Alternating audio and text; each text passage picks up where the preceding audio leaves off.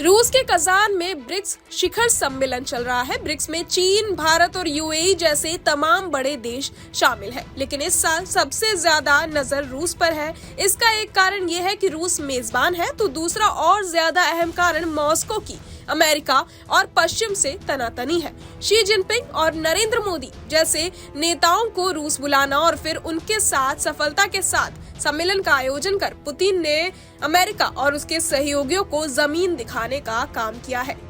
इसकी वजह यह है कि अमेरिका और पश्चिमी देश ने यूक्रेन युद्ध शुरू होने के बाद से रूस को दुनिया में अलग थलग करने की कई कोशिशें की हैं। पुतिन ने फरवरी 2022 में रूसी सेना को यूक्रेन पर आक्रमण की इजाजत दी थी। इस फैसले के बाद पुतिन के लिए चीजें एकदम बदल गई। यूक्रेन पर हमले के विरोध में कनाडा, यूरोपीय संघ, जापान, न्यूजीलैंड, ताइवान, ब्रिटेन और अमेरिका ने रूसी बैंकों, तेल रिफाइनरियों और सैन्य निर्यात पर प्रतिबंधों का ऐलान कर दिया। युद्ध बढ़ने के साथ इन प्रतिबंधों को और बढ़ाया गया और रूस को दुनिया में अकेला करने की कोशिश की गई।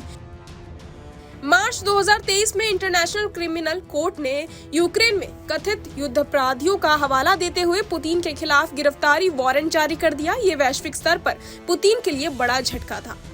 पुतिन पर इस तरह का दबाव पड़ा कि उन्होंने दक्षिण अफ्रीका में 2023 में ब्रिक्स शिखर सम्मेलन में वीडियो कॉन्फ्रेंसिंग के जरिए हिस्सा लिया। पुतिन बीते साल भारत में G20 शिखर सम्मेलन में भी शामिल नहीं हुए। इस सब के बीच ब्रिक्स के जरिए पुतिन ने दमदार वापसी की है और दुनिया को संदेश दिया है। टिमोथी चैथम हाउस में रूस और यूरेशिया कार्यक्रम में एसोसिएट फेलो एश ने अल जजीरा से कहा कि पुतिन ने यूक्रेन मामले पर उनको चौतरफा घेरने की कोशिश में लगे अमेरिका और पश्चिम को ये संदेश दिया है कि युद्ध और प्रतिबंधों के बावजूद रूस के पास अभी भी बहुत सारे अहम अंतर्राष्ट्रीय साझेदार हैं जो मॉस्को के साथ व्यापार और बातचीत करने के इच्छुक हैं। जॉर्ज टाउन यूनिवर्सिटी में centre for Eurasian, Russian and east European studies की निदेशक एंजेला स्टेंट ने कहा कि पुतिन के लिए कजान शिखर सम्मेलन का प्रतीकात्मक और व्यावहारिक महत्व है। ये सम्मेलन दिखाएगा कि